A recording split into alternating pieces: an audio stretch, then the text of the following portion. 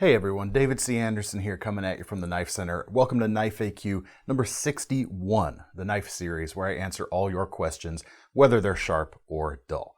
This week, we're talking about what are the strongest or most stable automatic knives, OTFs that is, what are some really grippy knives, and we're going to answer some of your steel questions from last week's steel episode. So, let's get into it.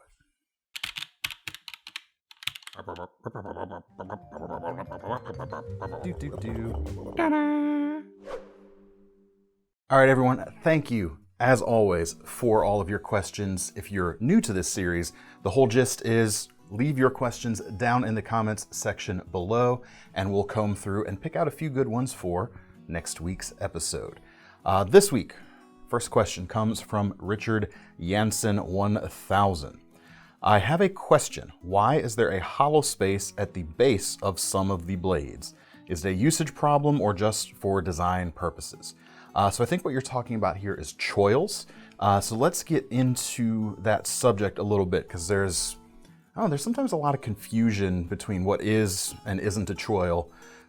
So let's dive in. I'm going to use Essie here for some examples because they are famous for using finger choils and they do some other styles as well. So I've got three different types here. So first knife right here. This is the CM6 designed by Terrell Hoffman. Really cool knife. Comes in about 147 bucks right now. And at the base of the blade, there is no choil. And this gets into a little bit of anatomy of a blade. Here, right in front of the scale, this section is called the ricasso. The line here where the grind starts, that's the plunge line. And sometimes you'll see a little notch right here at the very back edge of the blade, such as on this Essie Laser Strike. You can see it's got this little semicircular cutout that the CM6 does not have. You'll see this most commonly referred to as a choil, but it can be called a drip notch, a Spanish notch, sometimes to help differentiate it from a finger choil, which we'll get to in a minute. Sometimes people call this, and myself included, a sharpening choil. And really that gets down to the biggest reason, I think, the biggest functional reason for this style of choil. It's a little bit easier to sharpen all the way back on the heel of the blade with a standard flat stone if you have that small choil. Because you can lay it on the stone there flat, get all the way to the back, whereas you might run into a little bit of shoulder here on a blade with no choil. You can see where the plunge line starts before it gets to where the edge starts. You get a little bit of a wedge working in. This is where Thomas might need to bring his little weeds graphic back for getting into the weeds a little bit. It's already up there. But that's what we're doing these days anyway. So really that's the main, I think, functional purpose of this style of choil. The drip notch or Spanish notch thing, the idea is, if you're using this in a hunting scenario and blood's dripping down the edge, it has a point where it can catch and kind of drip down. I don't think it really does that enough to make any real difference into whether your hands are gonna slip or not, because you're probably gonna be dealing with a lot more moisture than just what would be able to drip off that edge anyway. So that's a choil. That's what's always been known as a choil, going back years and years. More recently, I couldn't even point to exactly when, but it seems to be a more modern trend. You'll see stuff like on this SE6 right here with a really big choil. And this, we've taken to calling this a finger choil, which is just one type of choil. Just because something has a choil doesn't mean it has a finger choil. So typically, we talked about the ricasso of the blade. A finger choil will span between the ricasso and into the edge or the heel end of the blade. And typically, if it's called a finger choil, it should be large enough where you could put your finger in that little indentation. And it really makes sense to me, this style of choil, a finger choil, to be on typically larger knives, whereas you're choking back on it for your standard grip, but you can choke up on it to kind of alter the balance of the knife, make it more neutral. And if it's on a smaller knife, I tend to want to just have more edge rather than that. But on a larger knife like this, it can balance things out a little bit differently. And you still get the advantage of being able to sharpen all the way back to that heel pretty easily. Now I've got a couple other just kind of choil points to make while we're talking about it. Spyderco, a lot of their folders tend to have a finger choil here at the front, but it doesn't actually typically go all the way through to the sharpened edge. It stops just before it. And we still refer to this as a finger choil, but it's probably most far removed from what an actual choil was originally, in that it would help you sharpen all the way to the back. Still a choil. We'll still call it a finger choil. One thing a finger choil isn't, however, is like you see on this Gerber Gator right here. Some people will take where your index finger would sit on this knife and call that a finger choil. That's just right out. That's not what that is.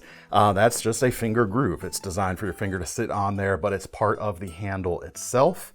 And just to make the weeds grow a little bit taller, the laser strike here is kind of one of those gray areas with its finger area, because it's got the small sharpening choil.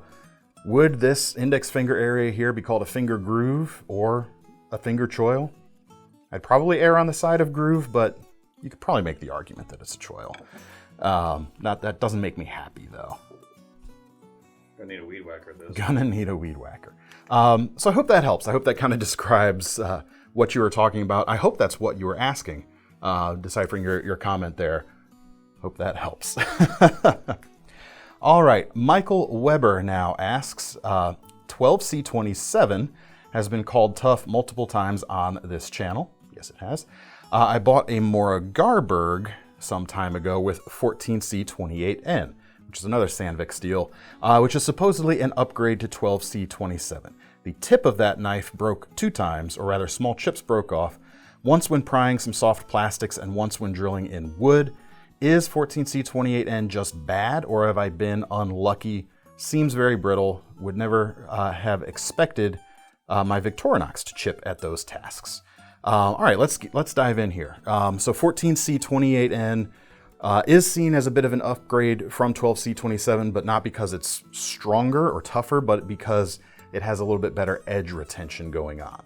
Both of them are pretty tough steels, but the 12C27 is going to be tougher. When it gets to the problem you experience, being the tip of the knife breaking, you're basically describing a couple of almost prying tasks. If you're using the tip and prying up on, you say, what's the word you use there? Soft plastics, you mean like zip ties or stuff like that? I could absolutely see that putting some strain on the edge and chipping, or even rolling or chipping that edge, depending on how strong you're prying. And the same thing with drilling wood. If it's green wood, typically a knife like this shouldn't have much problem, but if it's aged, seasoned hardwood, it could absolutely be a problem. And part of that comes down to the grind on these knives too. A Scandi grind is not as tough as something like, for instance, a convex grind might be, because the edge itself is actually narrower, or has a more steep angle than even something like this Essie with the full flat grind and a secondary bevel. So when you're putting, those tasks may not sound like they're that big of a deal, but it actually kind of can push something to the extreme in that kind of use with this type of grind and this type of steel. So without really knowing more exactly about the exact tasks and the exact materials you were using, it's hard to say any more than just my conjecture here. 12C27 is going to be a tougher steel than the 14C28N when you compare just the two. Now, when it comes to, you mentioned your Victorinox blade, these steels right here tend to run a little bit harder than, well, let me rephrase that. Victorinox tends to run their steel a little bit softer than most manufacturers tend to run their steels. Every steel does kind of have its sweet spot in optimal hardness, but the Victorinox stuff is a little simpler and they tend to run it softer, and as such, it's going to be a little tougher than if they ran it to a higher hardness. So it makes sense to me why that might not be the case with that particular blade. Never underestimate the power of leverage. Especially when you get down onto a narrow edge like a Scandi grind, which is, like I said, one of the narrower edges you can get on a production knife. It's a lot of force going on any kind of twisting motion like that. So thank you, Thomas. Good point. I've removed quite a few stuck bolts. That's what you get when you work on old piece of junk cars. Yes. All right.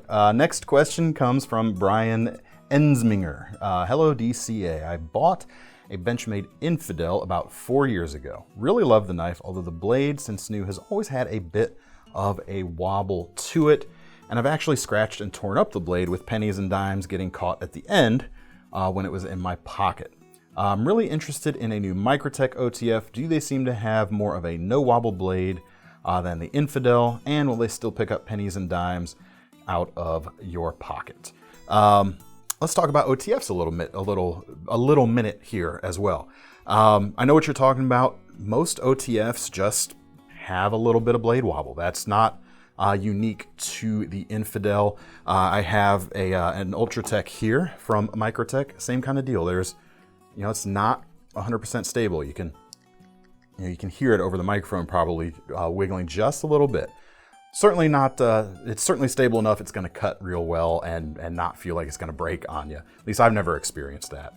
It's just kind of part of the experience, unless you're willing to spend big money on something like a Grant & Gavin Hawk Deadlock knife, which was the first OTF I'm aware of that ever existed, period, with zero blade wobble. Very expensive knives, however, over $1,000 most of the time. Best bet other than that is the new option from SOG, their Pentagon OTF. $350, so not cheap, but it's also not $1,000. The closest I've seen anywhere that comes to that Deadlock experience in terms of blade stability.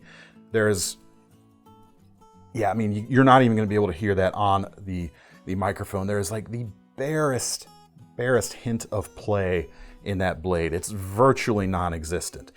So if that's what you're really going for, if you want the most stable experience possible, this is pretty much your only option. Black or green handles in G10 right now. S35 VN blade, 3.8 inches in length, double-edged, but really, really good knife. And the action is nice too. However, again, just part of the experience of an OTF is you've got a hole in the leading edge of the blade. As long as there's a hole there, things could get stuck in it. So keep up what you're doing. You mentioned, you learned not to carry change in your knife pocket. I'd say that's just good advice anyway, whether you're carrying a folder or an OTF, but yeah, no, I don't think, there's nothing I know of that's kind of going to get you away from that with this style of knife. All right, next question comes from Pineapple J. Says, can we get a video about the best knives for slippery conditions and plastic gloves? I work in food service and can open boxes all the time, and I find my knife almost slipping out of my hand when trying to close it. Primarily carry a Manix 2 lightweight in S110V steel. So this was interesting. I kind of went back and forth and kind of all over the place as I was thinking about the answer here. Because the thing that initially threw me for a loop is the Manix lightweight. I don't have an S110V version here, but this is the Spy 27 version at about $140.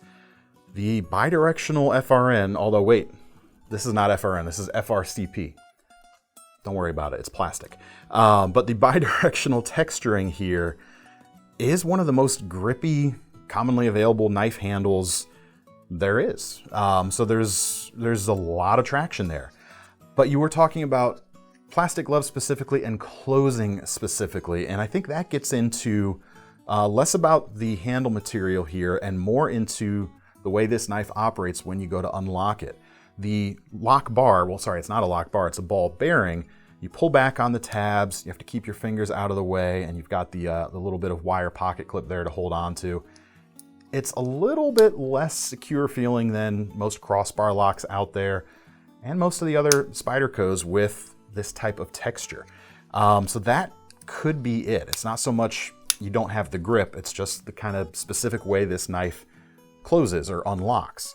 So if that's the case, if that's where you're feeling a little bit clumsy, maybe go with another Spyderco with this particular texture. You'll get a similar blade shape to this. You'll get that great texture. Maybe go with one of the lockback versions though, rather than a compression lock option, because again, that could get a little fiddly depending on how thick your gloves are, depending if you're dealing with moisture or something like that.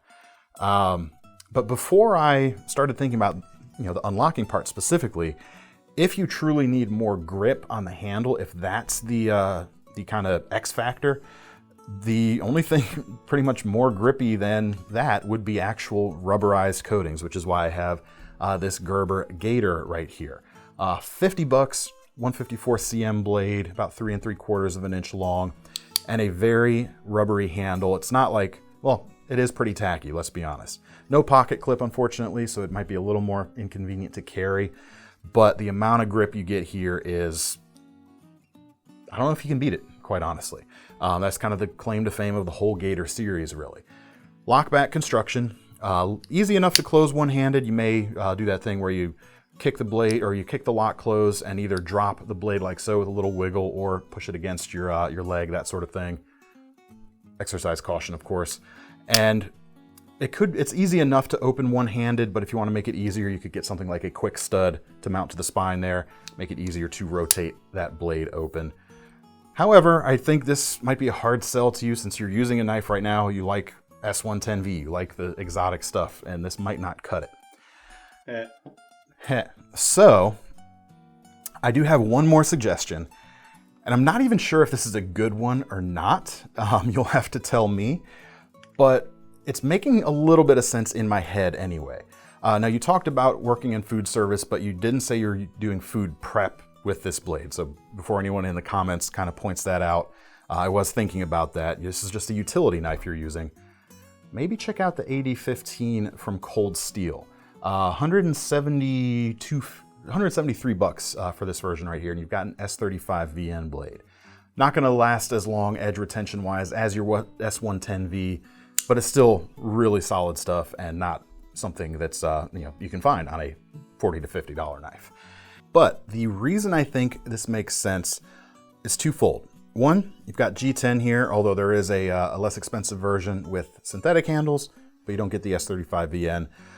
But you've got a pretty aggressive texture there, so you're getting something similar texture-wise to that bidirectional texture on the Spyderco. You've also got the lock bar here at the back. The cutout in between the rest of the handle and the lock bar is automatically creating more surface area. So while you're using the knife, this is a very grippy feeling knife. It's not necessarily an ergonomic feel like the Gator, but it should be very solid, even in a pair of rubber gloves. And then when you go to unlock it, I found this to be very secure feeling. Again, it comes down to surface area. You've got the pinch point essentially between the handle and the rest of it, and you've got these stepped ridges along the lock bar yoke itself. Very easy to close one-handed. You get your thumb on one side, other fingers on the other, kind of pull that out a little bit like so, and very easy to hold on to at this point. Again, you've got those stepped ridges, and you've got the lock bars actually pushing back towards the handle. So in a way, it's kind of pushing your finger, or it's pinching your fingers, not in a hurtful way, but there's a little bit of pressure on your fingertips, or mine right here, to help keep it even more secure. And then you can simply flick it closed and let go. Very easy to unlock that way when you get used to it. It feels very secure. It's gonna feel that way even if, things are nice and wet. Should have tried this out maybe with a pair of rubber gloves, but we don't have one around here, so I'll give myself a pass on that one. Like I said, don't know if that's a good suggestion or not, but I'm gonna make it anyway. Hope it helps. Hope that helps. Weeds. More weeds these days. Sorry. Let's get to the lightning round, shall we? First question comes from Leon. And I forgot to mention, so a lot of the lightning round responses here are going to be from comments on our steel episode last week. Leon says, I thought 1095 is better than 1075. Depends on what you want. Got two knives right here, Condor Bush Lore in 1075 and the Cave Lore up top in 1095. If you want a longer lasting edge, yeah, 1095 is better. If you want something tougher that could stand up to even more heavy abuse, the 1075 is going to give you that a little bit more than the 1095. Again, both tough steels, both good performers, just a little bit different. And we get into that thing of, what is best or what's better, all depends on your needs. All right, McCoyan IG says, okay, I really want to know more about how certain carbon steels have a particular taste. It's true, you guys. Stuff like 1075 or 1095, 01. And I found this out by, when I was doing some food prep stuff with old Hickories over the years. And don't try this at home, but if you lick off the blade a little bit, There's a little bit of a metallic tang to it that you don't get from other stainless steels or even other higher alloyed steels, even if they're not stainless. It's kind of like, again, don't do this at home. If you put a 9-volt battery on your tongue, that thing we all did when we were kids, it's like that, just orders of magnitude less. But it's kind of a similar, like, thing like that. You seem like you did that often. No comment. Charles Collier asks, Mr. Anderson, you mentioned 12C27 is a good option for a stainless field/bushcraft knife. How would you rate it compared to 14C28N? Kind of touched on this earlier in the episode, but similar story to the 1095 versus 1075. Each one's just a little bit different. So here we've got two great bushcraft knives, the Garberg from Moore Knife in 14C28N and the Kansbol with a not quite as robust tang as the Garberg, and this comes with 12C27. Same kind of difference between these as there is between 1095 and 1075. The 12C is going to be a little bit tougher, but won't hold an edge quite as long. 14C will hold an edge a little bit longer and won't be quite as tough. Now that's one aspect. That's just steel versus steel. If we're talking knife versus knife, the Garberg does have a slightly thicker blade, which is going to make it a little bit tougher than if the blade thickness were the same as the Kansbol. Which one is ultimately tougher between these two? I don't know. And there's no way I can exactly know because I don't have empirical testing data. So I hope that helps. Oscar now asks, why did he say, I guess they're talking about me, that D2 isn't a very tough steel? I thought it was one of the toughest used in World War II to press out other metal shapes and all that. Is it? It's a really tough type of steel compared to 8CR and 14C28N, right? We get into the difference between toughness as an adjective and toughness as an actual measurable data point when it comes to steels. We can say a knife is nice and tough, and that could be completely accurate, but D2, what it's good at is holding an edge, and that's because it has really big, really hard carbides. By the same token, those big carbides make the steel less tough when you're talking about deformation and flex and that sort of thing. Those big carbides essentially create, places for fault lines to form. 14C28N and especially 12C27 are definitely going to be tougher than the D2 you see here, even though most stainless steels tend to be less tough than carbon steels, and D2 is a semi-stainless steel. Chop these weeds down as they're coming up around here. So yeah, 8CR, it's a good question whether 8CR is tougher than D2 or not. I would wager probably, but I'm not exactly sure on that. Maybe we can have an expert weigh in the comments. Next question comes from James Hartman. A great explanation, but until all knives are available in all steels, buy the knives you like and not what steel the blade is made of. That wasn't a question. I don't care. I really liked it. Okay. Because that is a fantastic point. Steel matters only up to a certain point. If you like a knife, life is short. Buy it, be happy. Which brings us to our most serious question of the day. Ilya Bosniak asks, what do you think about old hickory knives, especially 7, 10, and 14-inch butcher knives? I think they taste great. Would you like a battery? They do taste great, but they also are great. Especially the 7-inch butcher here, it's like $12, $13. And even though they've made a switch recently from 1095 to 1075 steel, we've already covered what that means earlier here. It's a bargain no matter what they're using at that price. And they're great for modification. That's actually my favorite thing about them. In my kitchen, I've got a cleaver that I've modified, done special handles for. I've turned the 14-inch butcher knives into machetes as well, and they work great. So I think old hickories are phenomenal. And apparently tasty. And delicious. That is all the time we've got for today, folks. Thanks for sticking around. If you would like a chance to have one of your questions answered in a future episode, just leave them in the comments below. To get your hands on any of these knives right here, we will leave links in the description as always, and those will take you over to KnifeCenter.com.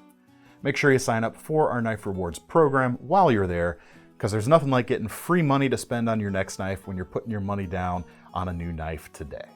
I'm David C. Anderson from the Knife Center, signing off. See you next time. Time for yard work. Let's go.